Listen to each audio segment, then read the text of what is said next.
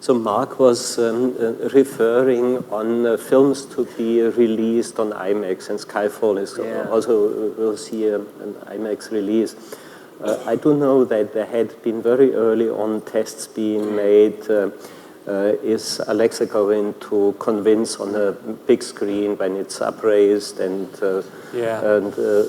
filmed out to 16 perf IMAX or displayed on 4K IMAX digital projection? Can you share some of what your findings have been? Well, I didn't know that it was going to be released on IMAX, so we kind of made the decision basically to shoot on the Alexa, and then IMAX came up. We had made the decision also shoot 2:5 flat, extraction, and because I like shooting spherical, I'm not, certain things I'd like to shoot anamorphic on, but not that film. And then IMAX came up, and I was a little bit nervous about that, so we did some tests straight away. And the first set of tests actually didn't look so good. The colors were off, and it seemed a bit kind of droopy. And then we found that actually IMAX have this, their own system of conversion, which is an enhancement system, they call it. So we said, well, let's do a test without any of that, just take what we give from the DI and just take that through and show us without any enhancement on it. And we got that back, and I thought it looked really pretty spectacular. So I think the DCP looks great, actually. It looks really good. We shot the film with IMAX in mind, so we've basically kept the frame clear. So apart from the effects and the set extensions and stuff like that, basically we're going to show the whole film 190 now. And I thought on the DCP it looks really good. The film version IMAX we saw the other day, and I was saying, that when the lens chart, the focus chart came up, it was the grain that kind of threw me. I mean, okay, it's a big negative, but it's a big screen, and it's very grainy. And it doesn't have the snap. The projection's not got the snap, but the digital projection IMAX, I think, is quite impressive. Yeah. I'm not sure. People talk about, I mean, seems to be a favorite conversation now. Is how many K have you got? Everybody's boasting they've got more K than somebody else, but, somebody's boasting about 28K. I'm not sure. I mean, I'd like a little bit more resolution probably, but I think the camera is, there's such a thing as too much resolution, I think. There's such a thing as an image that's too sharp and too clean and it becomes synthetic, it becomes unreal, and I feel distance from it. And I think that's why a lot of the time, even when I shot on film, I would add texture to it.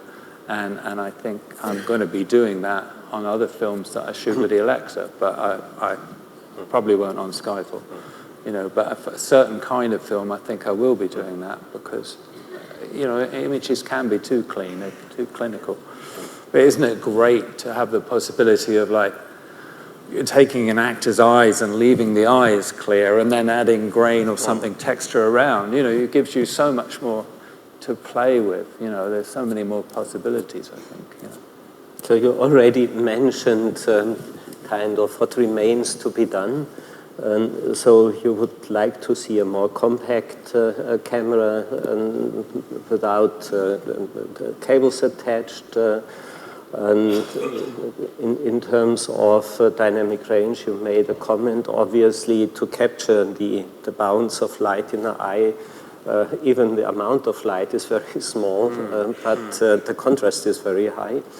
What other things could you consider? There's a lot of talk nowadays as we are leaving the age of celluloid. There is the freedom of frame rates. There's the freedom of aspect ratio. There's more or less the freedom of how bright images can be. Where would you see would be most, from a creative point of view, most opportunity if there is an option to change? Where should capture and cinema go? I mean, frame rates would be a really advantageous thing for certain action sequences, especially, watching the Bond trailer on IMAX. there's so much motion, and I don't know. I have not enough experience of seeing what that would look like had it been shot at 48 or higher and projected that way, and the whole idea of ramping from one speed to another. But then I have a doubt about if you do that. Okay, the action changes, but does the background change in some way? I don't know. I don't have. I'm quite simplistic in the way I shoot films. I like shooting films with very little equipment. I like using prime lenses, and I like everything to be downscaled. I think when we were shooting Skyfall, the Bond movie, the production was actually quite surprised that we had so little equipment. Some days we'd have a huge amount, but day to day we had very little equipment, and we would be shooting with one camera or two cameras, or you saw a lot of Pete Cav, the Steadicam operator. You saw a lot of that in the behind the scenes. There was a lot of Steadicam work. It's all one camera, but it was very choreographed, worked out work, which was quite different. And part of that, I like things very simple. That's the kind of film I like to work on. So I'm probably the wrong person to ask about these huge technical things and 3D and frame speed ramps, and all I want is some way of changing the speed within the camera. It's a pity if it has to be an ND inside the camera. I know technically it's hard to change a chip, but if there was some way of changing, have it 100 ASA or have it 1600 ASA, in the same way as you can change the color temperature of the camera, then that would be heaven for me. That would be heaven. The difference of the prototype studio and the real studio we have out now is obviously the ND filter. So there's a mechanism where you can slide in an ND filter. So we are addressing that, but we know that that needs to be resolved. There's no question. In terms of lighting, do you see that lighting will change due to the higher sensitivity of the cameras, or is that very much that you say, well, maybe the same amount of lights but a bit smaller wattages, or will everything remain? Well, I think for me, there's been how do I put it? When I started work as a documentary cameraman, a lot of it I was using natural light and natural sources, whether it's daylight or practical sources. I used to do that a lot.